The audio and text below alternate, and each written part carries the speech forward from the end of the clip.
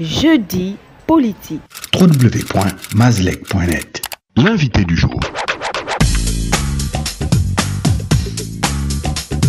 Dieudonné Milama Mitogo, c'est le président d'Ensemble pour la République, une formation politique se réclamant du centre. Dieudonné Milama Mitogo, bonjour. Bonjour.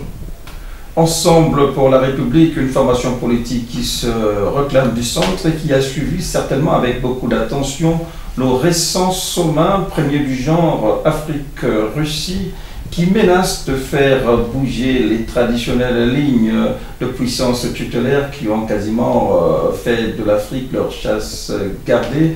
Le débat continue d'alimenter les conversations. Est-ce que vous pensez que ce sommet France-Russie pourrait véritablement faire bouger les lignes? Vous savez, j'étais à un sommet il y a quelques années sur le sommet de l'huile de palme. Et je me souviens, lors de ce sommet, j'avais rencontré les grands de ce monde dans le monde de l'entrepreneuriat qui me disaient ceci: les 25 prochaines années, c'est l'Afrique. L'Afrique a une marge de progression énorme. Vous savez, l'euro n'a pas cessé de progresser. Quand vous regardez les politiques en Europe aujourd'hui, ce sont des ajustements. Quand vous êtes en France aujourd'hui, entre la gauche et la droite, on a pratiquement tout fait. On va parler de sécurité sociale, des impôts. Vous allez voir en Asie aussi que ces pays, les émergents, les dragons, ont suffisamment évolué. Et le terrain à conquérir, c'est l'Afrique. Parce que nous avons encore beaucoup à faire au niveau des infrastructures, au niveau de notre économie. Nous avons une population très jeune qui, d'ici quelques années, va être la population la plus jeune du monde. Dont l'Afrique, qui regorge des ressources naturelles importantes, suscite beaucoup de convoitises. Et qui est paradoxalement pauvre. Oui, et vous comprenez que quand je vous dis que les 25 prochaines années sont des années africaines, toutes les grandes puissances regardent l'Afrique. C'est là-bas où on peut encore investir, c'est là-bas où on peut encore créer. Après plus de 50 ans des indépendances, vous conviendrez avec moi que l'Afrique a le droit de diversifier ses partenaires. La Russie est arrivée, mais la Chine, on a déjà... La Russie frappe encore aux portes. Nous avons vu le sommet Chine-Afrique, nous avons vu Japon-Afrique, et c'est la mode aujourd'hui. Aujourd'hui, c'est la Russie. Nous pensons que ça ouvre des opportunités parce qu'en Afrique, il y a beaucoup à faire. Et je crois que l'Afrique accueille aussi aujourd'hui des partenariats publics privés. Tout ça, c'est dans le domaine du développement des infrastructures de l'économie. Et que l'Afrique, demain, on aura peut-être d'autres sommets Afrique, je ne sais pas quel pays.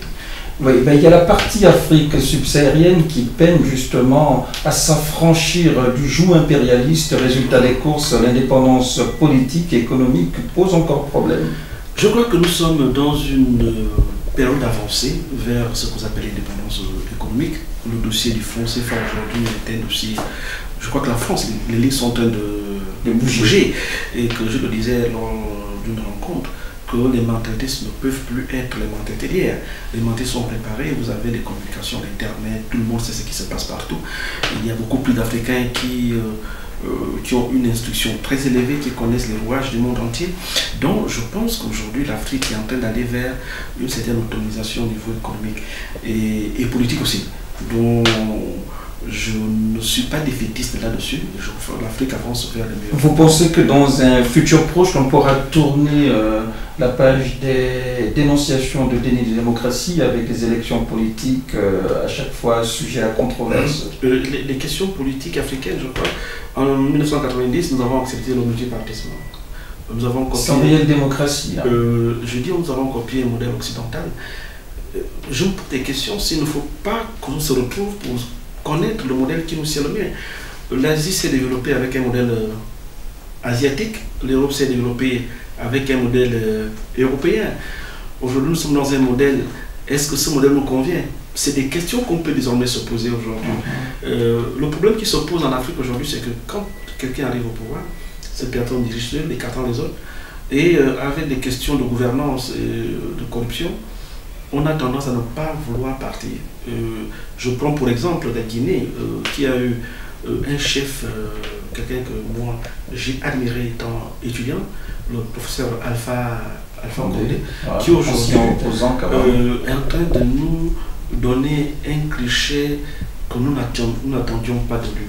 Donc je pense qu'il faut réfléchir, il faut repenser la démocratie africaine.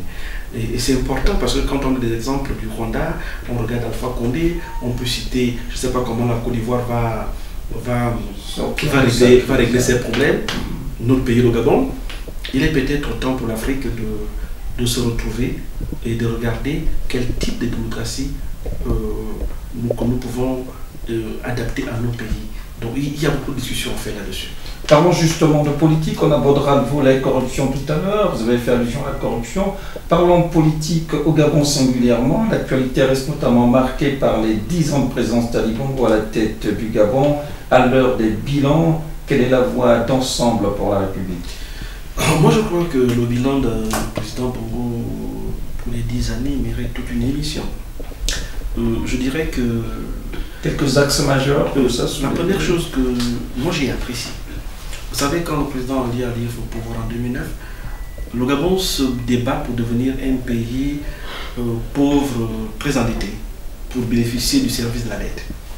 Une incongruité que certains voulaient amener le président Bongo à épouser. Et quand Ali Bongo arrive au pouvoir, il décide d'assumer notre héritage économique et politique. Et il dit, nous allons vers l'émergence. C'était une grande décision, c'était une rupture avec ce qui se passait en assumant notre dette, en assumant notre développement. Et ça s'est concrétisé par le PSGE, le plan stratégique Gabon émergent, qui a bien démarré. Nous avons eu des infrastructures, nous avons eu un certain nombre d'axes au niveau de la diversification de l'économie. Aujourd'hui, je crois que la part du pétrole a suffisamment régressé dans le budget de l'État. Mais ce plan stratégique aussi a montré ses limites dans certains domaines, au niveau de l'éducation, au niveau de la santé. Et surtout qu'au niveau des infrastructures, nous avons eu des infrastructures, je prends le cadre du sport. Nous avons eu des stades de dernière génération. Qui se meurent quand même. Mais un plan stratégique doit prévoir aussi comment on va faire fonctionner, comment on va maintenir les infrastructures en place. Parce qu'il ne suffit pas de les compter, de les bâtir, mais il est aussi important de les faire fonctionner, de les maintenir en état pour que l'impact puisse profiter aux populations et aux pays. Quand vous regardez juste le domaine du sport, nous avons 4 stades de très haut niveau aujourd'hui qui sont en train de mourir parce que l'impression qui est la mienne, c'est que le plan stratégique s'est limité à un moment. Dans le plan stratégique, on n'a pas étudié comment faire fonctionner et rentabiliser ces infrastructures, comment les maintenir en l'état pour que demain, on ne les perde pas. Donc, ce que je peux dire de ce côté-là, c'est que 10 ans, moi j'ai... Mais en 10 ans, est-ce qu'on sent pour la République voit le verre vide, à moitié plein ou à moitié vide? C'est un processus de développement. C'est pour ça que je dis que, vous savez, quand je suis politique, mais expert aussi en développement. Je crois que quand on avance dans un processus de développement, il est important de s'asseoir à un moment donné pour évaluer. Aujourd'hui, je crois que le pouvoir doit évaluer le plan stratégique Gabon émergent, voir les forces, voir les faiblesses et réadapter ce plan stratégique. Ça, c'est au niveau du ce qui semble, les points d'ombre au tableau semblent plus nombreuses que les îlots de succès. Il faut évaluer, c'est justement pour ça que je dis qu'il faut évaluer et regarder pour voir. Je crois qu'il y a eu des avancées. Aujourd'hui, nous avons la trans-gabonaise. Mais en même temps, nous avons... Encore à l'étape de projet, la transgabonaise. Oui, c'est un projet, je crois, qui va démarrer. Mais nous avons aussi des routes qui se détériorisent tous les jours. Donc, il y a une réflexion globale qui doit être menée. Donc, je pense qu'à l'état actuel, il est important que le gouvernement, le président de la République, puisse évaluer le plan stratégique Gabon émergent, découvrir. Parce qu'aujourd'hui, j'ai bien lu, ensemble partout, ensemble les Gabonais, ceci, ensemble les Gabonais, cela, que cette évaluation se fasse avec tout le monde, c'est-à-dire avec vous les journalistes, avec la société civile, avec le gouvernement, avec les partis politiques, parce qu'il s'agit de l'argent public qui a été utilisé. En même temps, j'ai lu que la Cour des comptes parle de 1500 milliards de francs que nous devons recouvrir de l'argent qui a été détourné, dont les questions de corruption sont encore là. Ça veut dire que dans la mise en place du PSGE, la corruption aussi faisait partie de la démarche. Et il faut regarder tout ça. Mais il faut dire, M. Minama, permettez-moi de vous interrompre pour saisir au bon la question de la corruption. Il y a le président du syndicat national des magistrats du Gabon qui dénonce justement la corruption tant au sein du gouvernement qu'au sein de la maison justice. Est-ce que le Gabon serait transformé en maison d'Ali Baba ou en tabernacle de la corruption? J'ai écouté, vous avec moi, le ministre en charge de la lutte contre la corruption. Un plaidoyer extraordinaire. Et 2 jours après, il a dû reculer. Donc vous conviendrez que le plus grand problème du Gabon, c'est la corruption. Combien sur 100 francs qui est dédié aux investissements, combien est détourné? Quel est le pourcentage de la corruption dans le budget de l'État? Je peux dire 80% peut-être. Donc c'est un problème que malheureusement l'opération Mamba ni la Commission nationale de lutte contre l'enrichissement illicite, encore moins le ministre de la lutte contre la corruption et une justice que les magistrats eux-mêmes viennent de décréter corrompus, n'ont pas pu régler. C'est des questions comme ça qui méritent d'être regardées avec beaucoup plus de sérieux. Le Gabon ne pourra pas aller loin avec ce système-là. Le climat des affaires, nous sommes 40e aujourd'hui. Ça veut dire que Ali Bongo est prisonnier d'un système politique corrompu. Le système est corrompu depuis le père. Vous savez, le discours du 2 septembre 2000. Mais comment faire pour l'assainir, M. Minama? C'est une volonté politique, c'est clair. La question, comment le Rwanda a fait? Il faut une justice indépendante. Oui. Il faut des institutions de lutte contre la corruption qui soient des institutions indépendantes. Quand vous regardez la Commission nationale de lutte contre l'enrichissement illicite, faites le bilan. J'avais fait faire le bilan par un de mes experts. Je crois qu'il y a 14 dossiers ou plus 15. Depuis combien d'années cette question existe? Aujourd'hui, la question du des Mamba... Des dossiers qui ne volent pas haut quand même aussi. La question du Mamba aujourd'hui, le Mamba, je ne sais pas s'il est essoufflé, mais on ne voit pas très clair sur le Mamba. Et la RAC, les gens parlent, détournement d'un peu partout. Donc moi je crois que la deuxième partie... Relevance audiovisuelle, cinématographique. La deuxième partie donc quand on veut faire l'évaluation des 10 ans, c'est un point faible, c'est-à-dire la lutte contre la corruption est un point faible dans le plan stratégique que vous émergez que le président Ali Bongo veut mettre en place. Et c'est une plaie, si on ne la guérit pas, qui va nous garder encore longtemps dans nos développement. Mais comment guérir de cette plaie, monsieur? Une volonté politique, c'est-à-dire mettre fin à l'impunité. Mettre fin à l'impunité. C'est-à-dire nous devons respecter la chose publique. Si une personne a pris de l'argent public et l'a utilisé à des fins personnelles, cette personne doit être traduite en justice et sanctionnée comme cela se doit. Aussi longtemps que nous ne le ferons pas, nous ne pourrons pas prendre le coup à la corruption. Ok, parlant de justice, il y a également l'affaire Wali qui fait des vagues.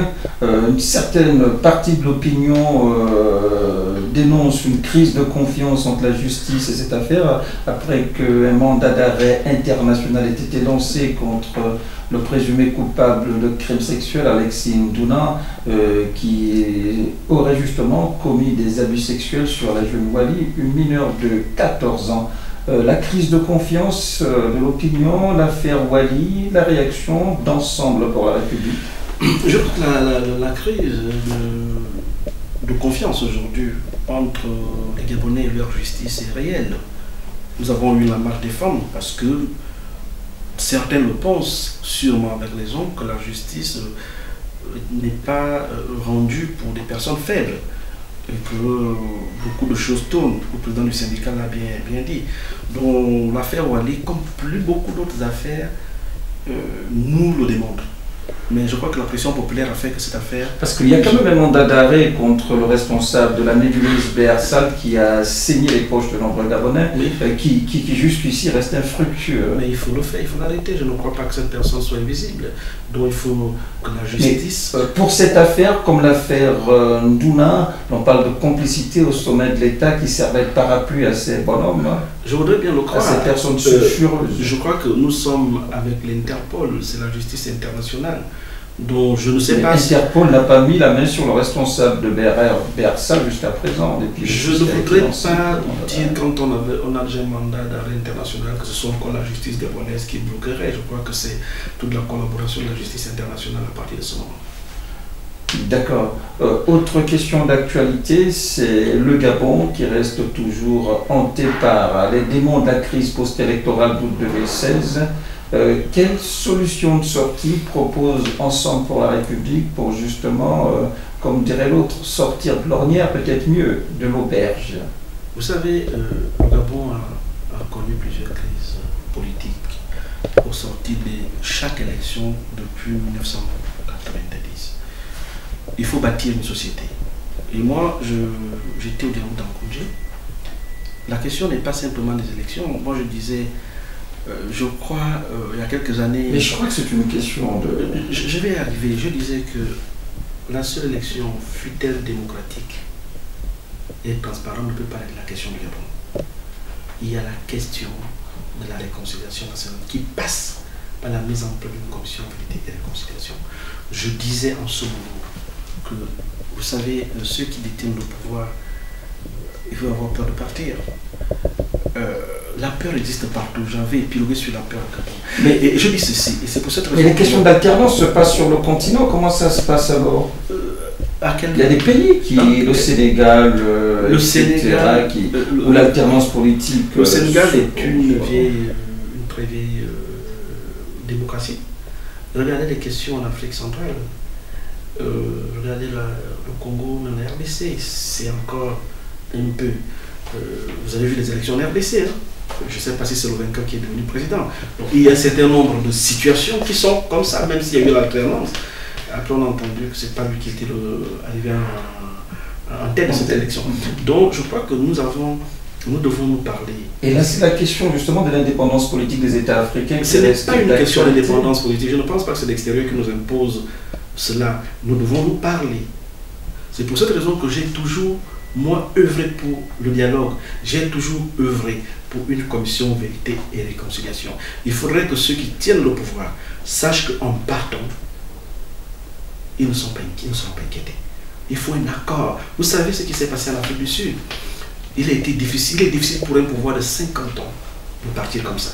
En Afrique du Sud, il y a eu la commission vérité et réconciliation pour que les Blancs qui tenaient le pouvoir négocient avec les Noirs et que le pays entier trouve une solution. C'est pour cette raison que vous avez des alternances politiques en Afrique du Sud. Ce n'est pas arrivé de bout en bout, c'est un processus. Nous, en 90, nous n'avons pas fait... Vous pensez que le régime Bongo-PDG traînerait tellement de casseroles au point de se voir traqué par la justice? Comment je reviens vous parler du régime Bongo-PDG?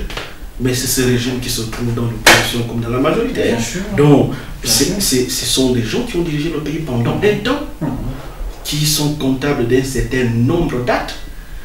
Et il faut qu'on en discute. C'est ça la vérité. Mais je peux vous le dire, moi j'étais au dialogue, aussi bien l'opposition que la majorité. Personne ne veut de la commission vérité et réconciliation parce que les coupables sont de deux côtés.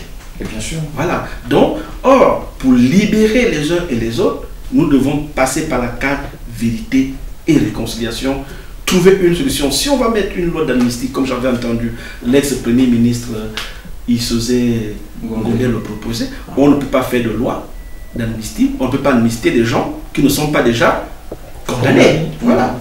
D'accord.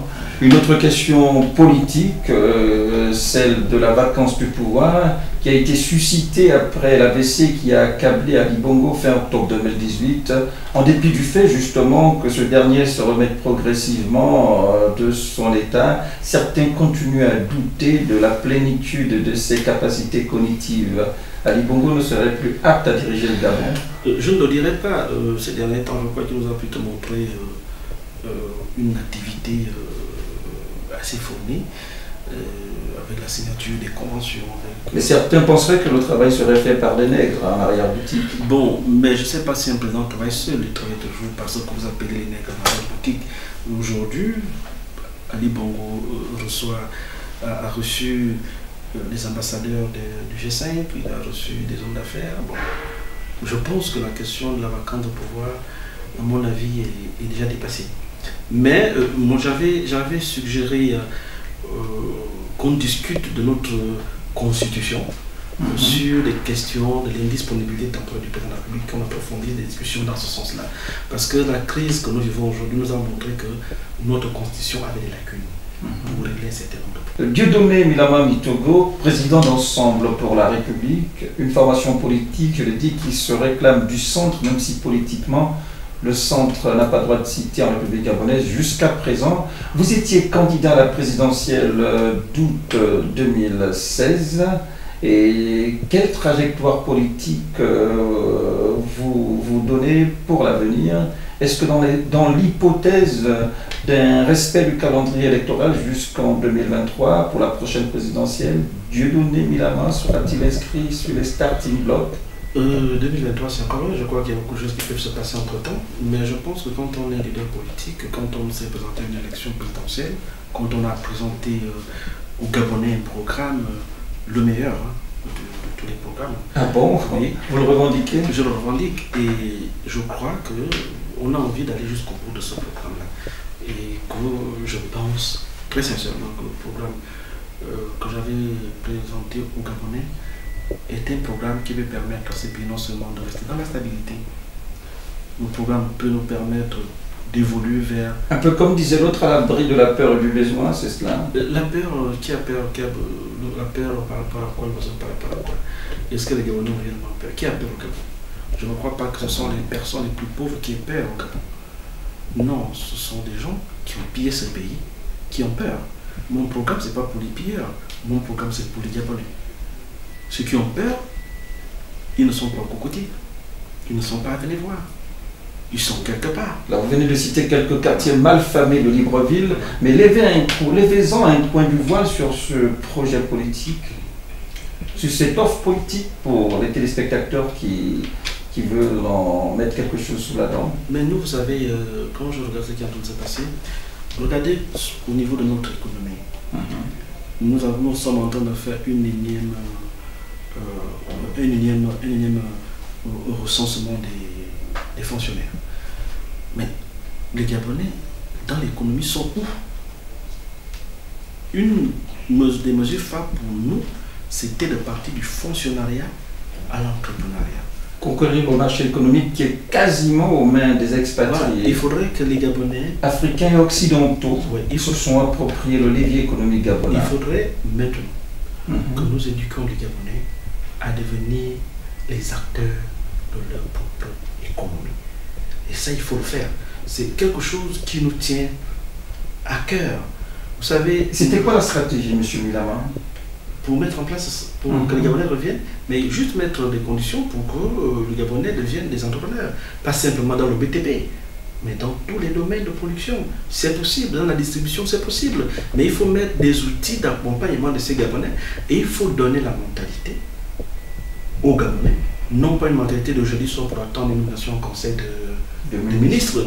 Non pas la mentalité que nous avons, la plupart des Gabonais qui, de 8h à 12h30 dorment et attendent midi pour essayer de manger quelque chose le soir pour aller boire. Mais une mentalité des Gabonais qui sont debout et qui sont debout pour travailler et transformer. Mais justement, mais comment est-ce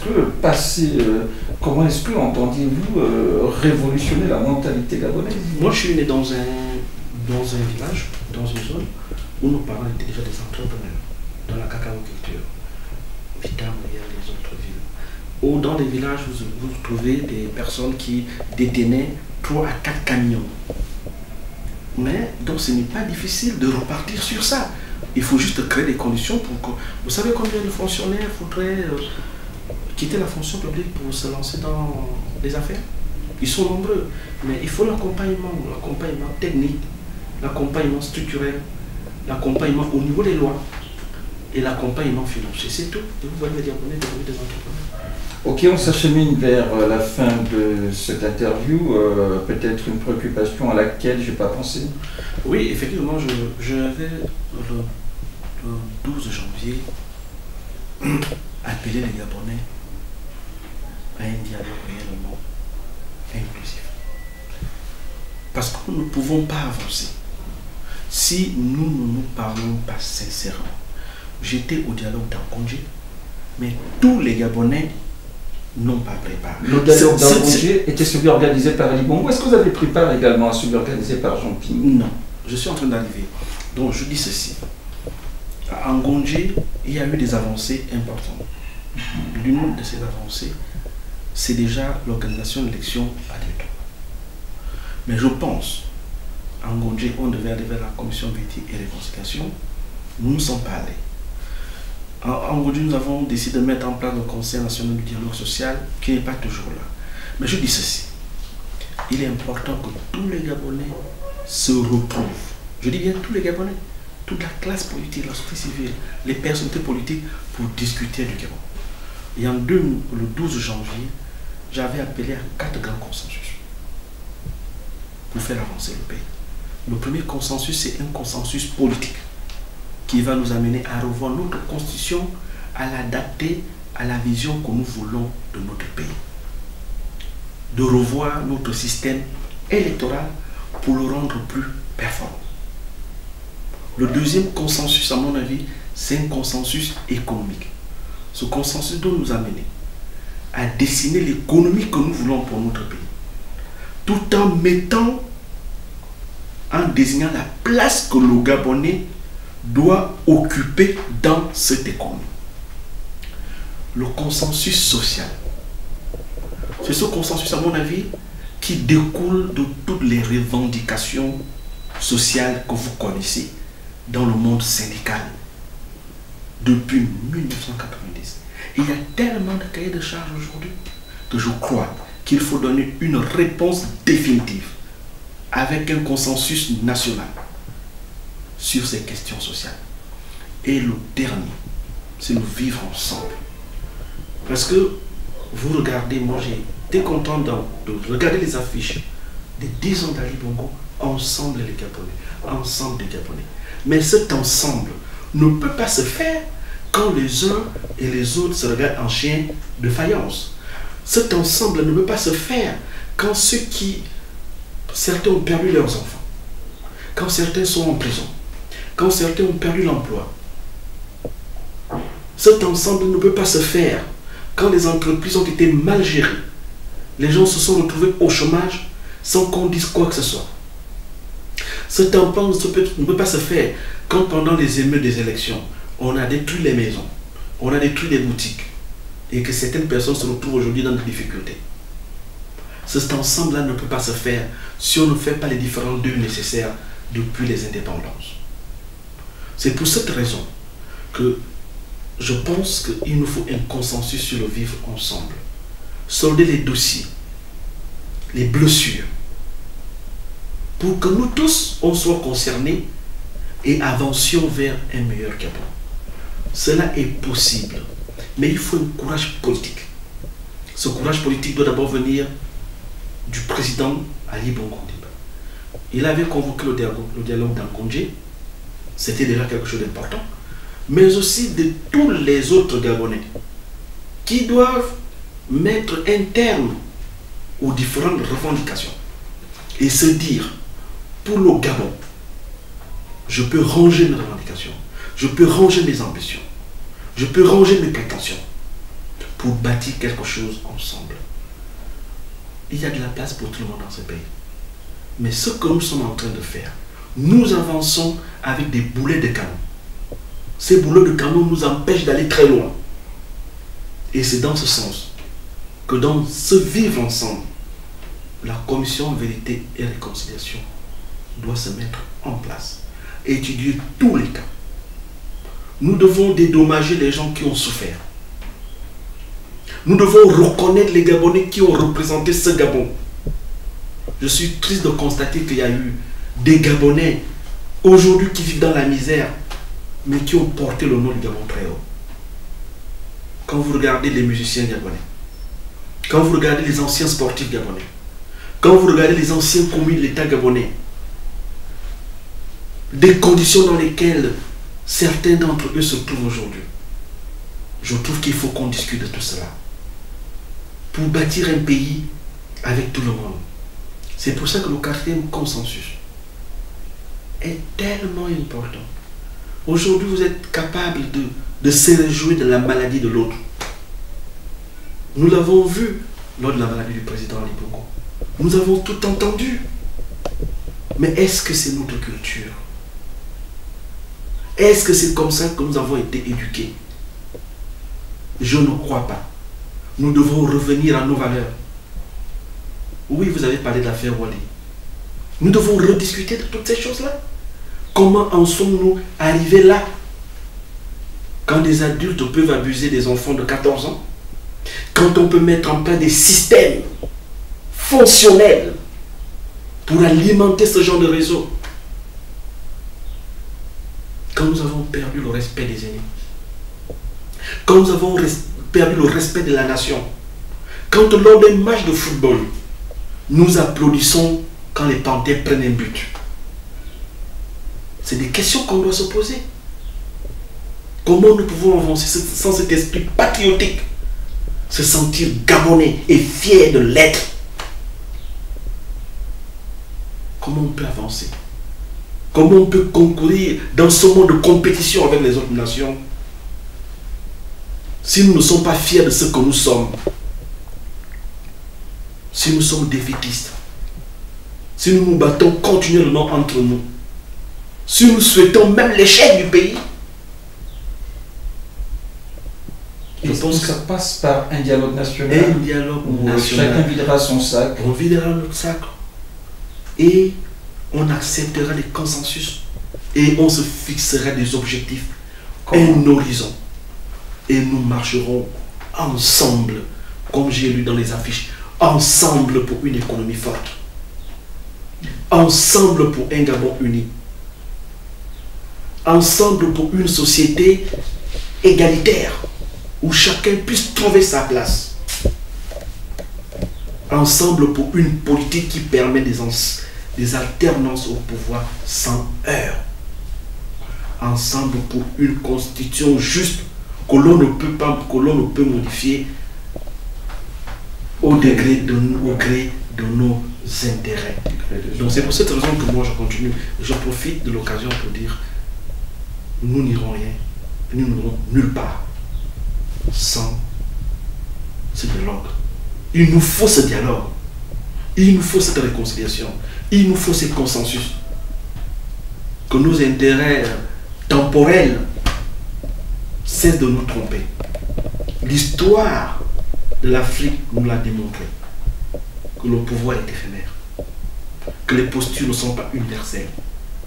Les grands hommes s'inscrivent dans le temps et dans l'histoire et écrivent les grandes pages, les pages importantes de l'histoire de la nation. Et ce dialogue peut nous permettre, à la classe politique, opposition, majorité, société civile, confession religieuse, citoyens gabonais, d'écrire une nouvelle page de notre en lettres d'or. C'est de ça, c'est ça mon ambition, c'est ça ma vision, et c'est ça mon combat. Dieudonné Bilama, merci. C'est moi qui vous remercie. L'info du Gabon en un clic, c'est sur www.mazlec.net.